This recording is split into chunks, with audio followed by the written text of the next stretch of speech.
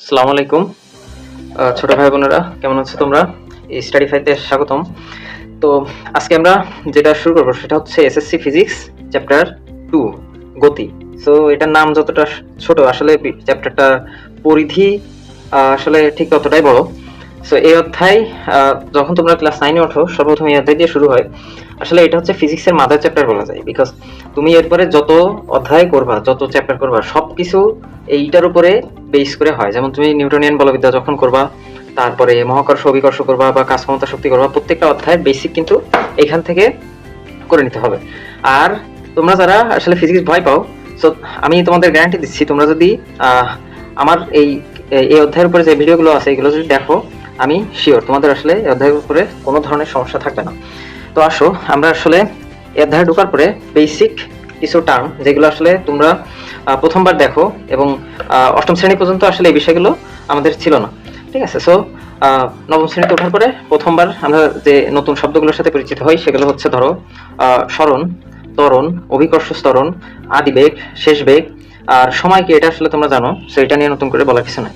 তো আসলে আমরা দেখি এই অধ্যায়ের ম্যাথগুলো তোমার করতে গেলে আসলে এই বিষয়গুলো জানা লাগবে যে আসলে এগুলো কি বোঝায়। তো আমরা আসলে সূত্র বা গাণিতিক সমস্যা সমাধানের পূর্বে আমরা এইগুলো কি এবং কি বোঝায় এটা একটু বুঝে নিই। তো প্রথমে 1 নম্বরে হচ্ছে সরণ। তো সরণ বলতে কি বোঝায়? ধরো এটা হচ্ছে তোমার বাড়ি, ঠিক আছে, আর এটা হচ্ছে তোমার স্কুল। এখন তোমার বাড়ি থেকে তোমার স্কুলে যাওয়ার রাস্তা ধরো এইটা, তুমি প্রতিদিন এই রাস্তা ধরে স্কুলে যাও, এবং এই ডিস্টেন্সটা ধরো লেটস সে 5 কিলোমিটার।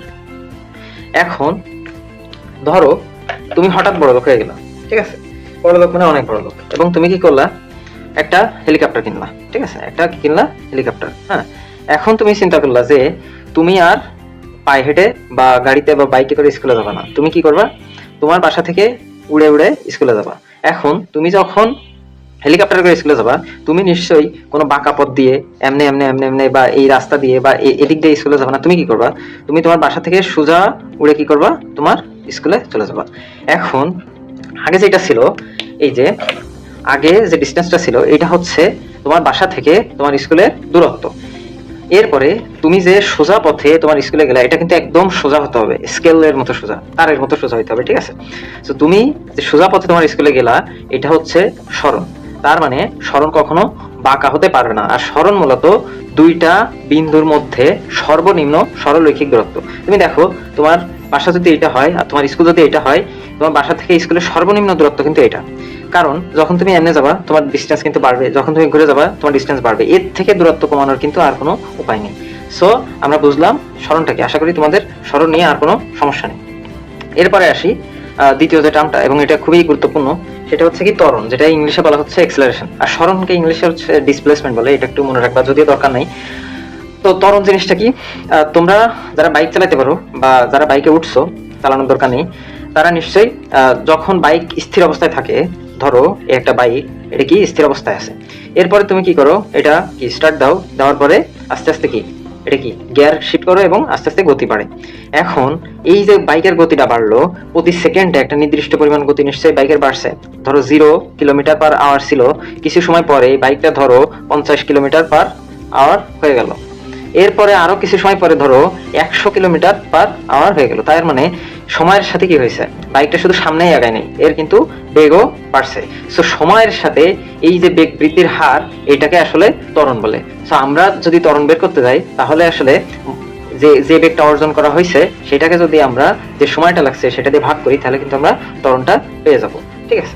তাহলে ত্বরণের বিষয়টা আশা করি ক্লিয়ার। এরপরেও যদি তোমাদের ডাউট থাকে তোমরা কমেন্টস করতে পারো, অথবা তোমরা যখন আবার বাইক বা গাড়িতে উঠবা, তোমরা আসলে জিনিসটা একটু খেয়াল করে লক্ষ্য করবা। ওকে, এরপরে আসি অভিকর্ষ ত্বরণ।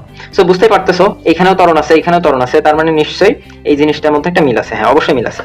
আমরা এতক্ষণ যেটা দেখলাম সেটা হচ্ছে রৈখিক ত্বরণ, ঠিক আছে, কিন্তু মানে স্বাভাবিক ত্বরণ যেটা আমরা সবসময় দেখি। আর অভিকর্ষ ত্বরণটা কি আমরা সবাই জানি, তোমরা অনেকে নিউটনের নাম শুনছো, আসলে সবাই শুনছো। সো নিউটন কি করে, সে হচ্ছে কি করে, মহাকর্ষ বল আবিষ্কার করে, তাই না?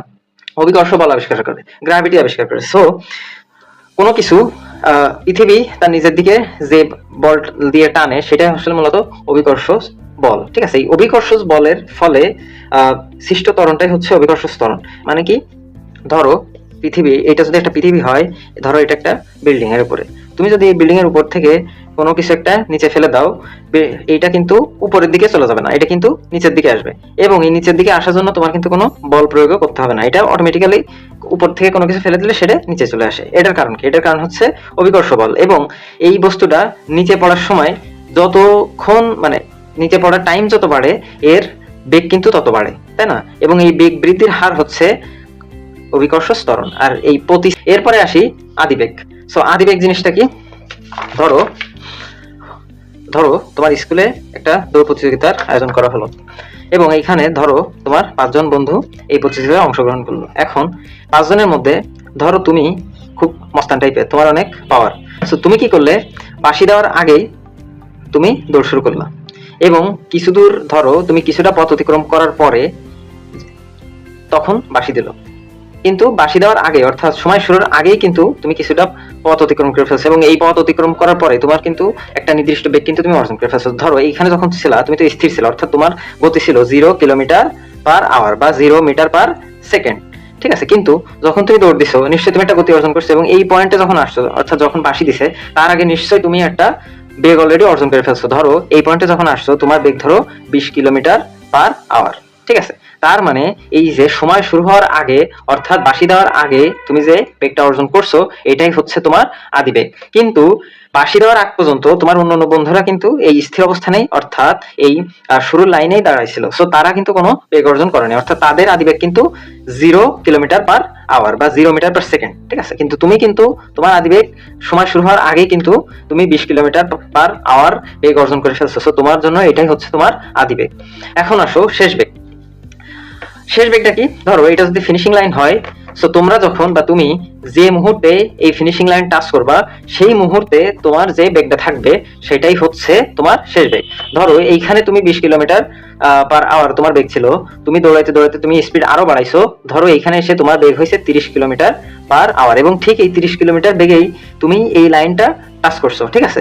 তার মানে এই লাইন টাচকালে তোমার শেষ বেগ ভি এর মান হচ্ছে 30 কিলোমিটার পার আওয়ার, ঠিক আছে? আশা করি তোমরা এইটাও বুঝছো। এখন ধরো তুমি লাইন টাচ করেই থেমে গেছো, বা লাইন টাচ করার ঠিক আগ মুহূর্তে ধরো তুমি একদম দাঁড়ায় গেছো, ঠিক আছে? তখন তোমার শেষ বেগ কিন্তু হবে 0 কিলোমিটার পার আওয়ার, কারণ তুমি কিন্তু লাইন টাচের ঠিক আগ মুহূর্তে স্থির হয়ে গেছো। সো আশা করি এই বিষয়গুলো তোমাদের ক্লিয়ার হয়েছে। আর সময় যেটা আছে, আমরা সময় কি সবাই জানি, এটা নিয়ে আশা করি তোমাদের কোনো কনফিউশন নেই। সো এই যে বিষয়গুলো, এই বেসিক টার্মগুলো যদি তোমরা বোঝো কোনটা দ্বারা কি বোঝায়, তাহলে তোমরা যখন প্রশ্ন সলভ করতে যাবা, তোমরা কিন্তু জিনিসগুলো ধরতে পারবে এবং তোমাদের সামনে আগাইতে সহজ হবে। এবং এই অধ্যায়টা তোমরা খুব ভালোভাবে করবা। তো আমরা পরবর্তী ভিডিওতে এই টার্মগুলো নিয়ে কিছু সূত্র দেখব, এবং তারপরে আস্তে আস্তে আমরা সেগুলো ব্যবহার করে গাণিতিক সমস্যার সমাধানের চেষ্টা করব। তো আজকে ভিডিও এই পর্যন্তই। ধন্যবাদ সবাইকে।